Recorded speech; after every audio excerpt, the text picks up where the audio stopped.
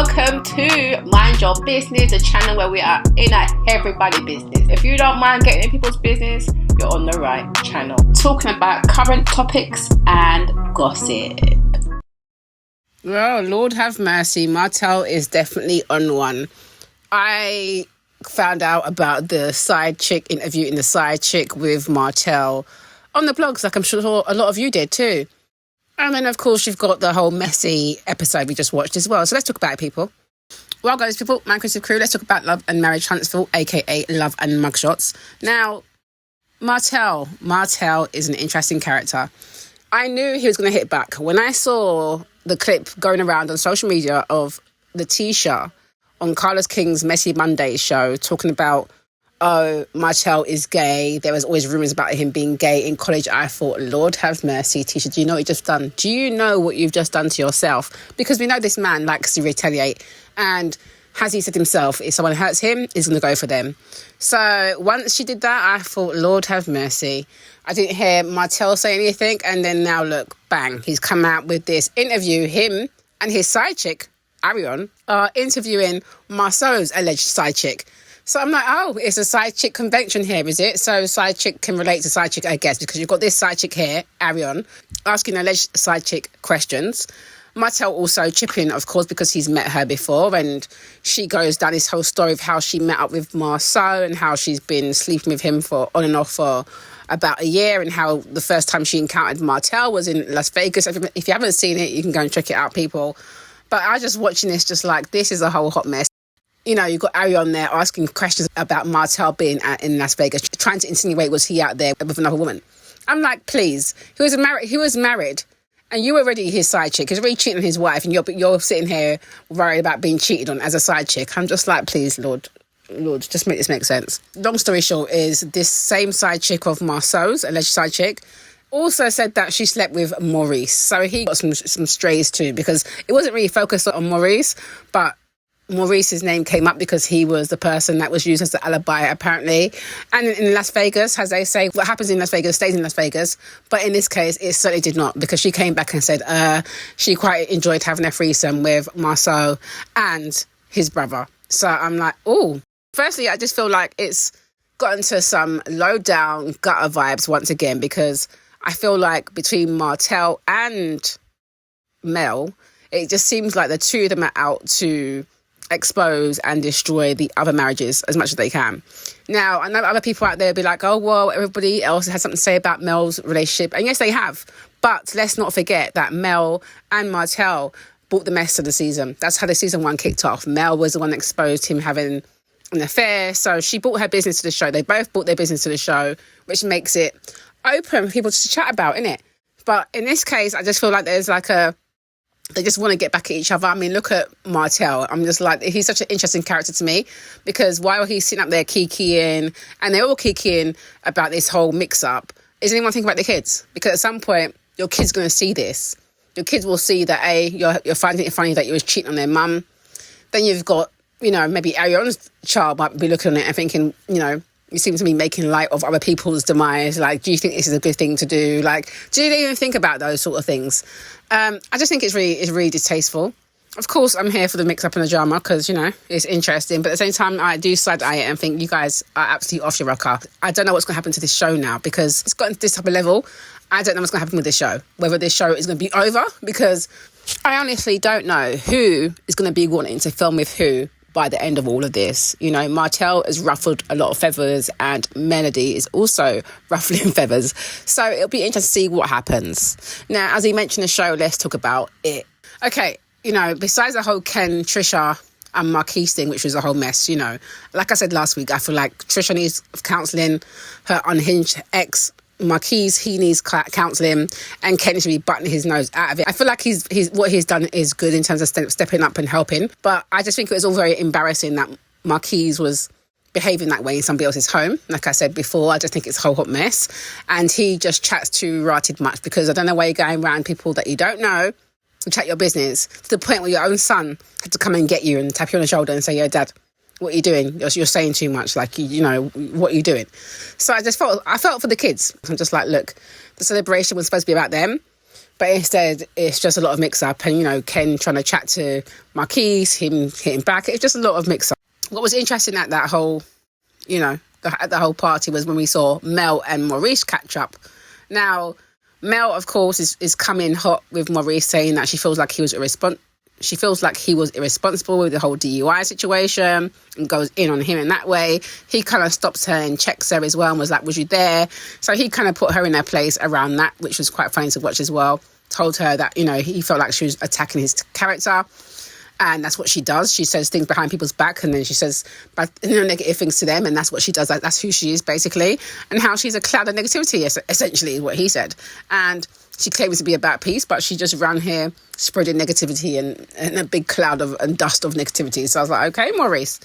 Of course, Mel, you know, kept it light, laughing it off. But I feel like Mel has this way of being very condescending.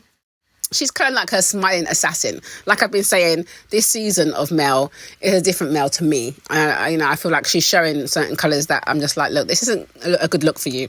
It does come across kind of bitter and like you just want to see everybody else miserable. Rather than leaving it to God and leave it to karma, it just seems like you kind of are just trying to find things to, you know, go at people with. You know, because she doesn't really have no big storyline going on. I feel like her storyline is to create mix-up at the moment. Now, Trisha, her handling of the whole situation was also weird. I was thinking, Trisha, what are you saying? At one point when Ken and Marquise were trying to have a little discussion and she tried to step in to kind of, you know, I suppose she wanted to try to de-escalate before it got any more heated or anything. But she kind of butted in and just sounded like she didn't know what she was saying. She couldn't get her words together. Then she finally lets him know that, yeah, she signed the divorce papers. I'm just like, this is a lot. You all need a bit of therapy here. But what was interesting was when she went to go and rejoin Mel and everybody at the table, the whole group, and you know, she was just basically saying, you know, how annoying she's been finding in the evening. You've got everybody trying to say to her, you know, be cool, don't worry about it, you know, just think about the kids. And you've got Mel sitting there chatting about, well, I think she's still in love with him because, you know, he's triggering her, and that means that she must still be in love with him. So I'm scratching my head like, well, you get very triggered by Martell. Does that mean you're still in love with him? Please, it's sounding like you still love him because you behaved in that way as well. As much as we know he's a nuisance and he's created a lot of strife in her life, I feel like she does still love him. But she's definitely doing a lot, especially when she said that to Trisha. I thought Trisha didn't really respond, but she had the right to. She could have easily just been like, mind your business now. Like, you're doing too much now. But we all know that Mel, to me, was going at her and doing that because she's annoyed that, you know, she found out about her and Martell linking up together. Now, seeing Trisha, Tisha and Kimmi together, I thought it was interesting. I wasn't surprised, you know, that they were going to fill in Kimmi about what Mel's been doing. So they did that. Kimmi, quite understandably, was upset and was like, look, you know, we've met face to face, so why didn't she ask me about it? I'm going to have a chat with her. Tisha was like, you know what, we made that agreement. Let's all hash this out. Tisha, Kim and Mel made an agreement that they would hash out, you know, any issues they had between them and not let it linger. So, of course, she's basically encouraging her to do that. Now, I felt like the whole Kimmi and Mel meetup was just diabolical because, firstly, they've met up. Okay, we know them two as being, over the years, they've been kind of friendly. They've always been kind of cool, right? So, of course, they start off quite fine. And Kimmi lets Mel know, like, that Tisha and Trisha told her what she was saying about Maurice, and she was asking all these questions about the DUI and, of course, the insinuation around the lipstick. So Mel's basically saying that she sees that it was online and, you know, Kim's like, the arrest was online, but the whole lipstick comment was out of pocket. But I felt like, you know, Kimmi handled herself very well, very classy, very demure. You know, she had to keep together. Whereas I feel like Mel was trying to wind her up because why, when your so-called friend is asking you, why was you doing that? You know, you're saying you're concerned about the situation, but you saw me, you didn't ask me these questions. Why didn't you do that? She's chatting about, I don't care to have this conversation with you. What? I feel like Kimmi handled herself very well because some other women might just box Mel right there and then. Just like, don't play it with me because you've gone around, you've spoken to Tisha, you've spoken to Trisha. You know, you spoke to Maurice, you didn't ask him about the lipstick, you didn't mention that part, but you have spoken to other people and now you're sitting with your so-called friend. You can't just say, well, actually, I just, you know, it was, like you said, it was online. It was just online. I saw it. I thought, I wonder if that's the case. And I asked that question. She didn't have to be so defensive. And to me, I felt like she was trying to antagonise Kimmi. And Kimmi was like, right, I'm trying not to take the bait, but I'm still going to try and check your backside. So Kimmi was like, well, it's not cool. You know, I don't like your little cavalier attitude about it. It's giving intentional. You know, Mel saying that, well, I feel like, you know, you're saying to me, how dare I ask? You know, well, it's not how dare you ask. It's why would you go around asking everybody else? And then when I'm asking you, you've got nothing to say. It's bullshit. It's just a bunch of bullshit.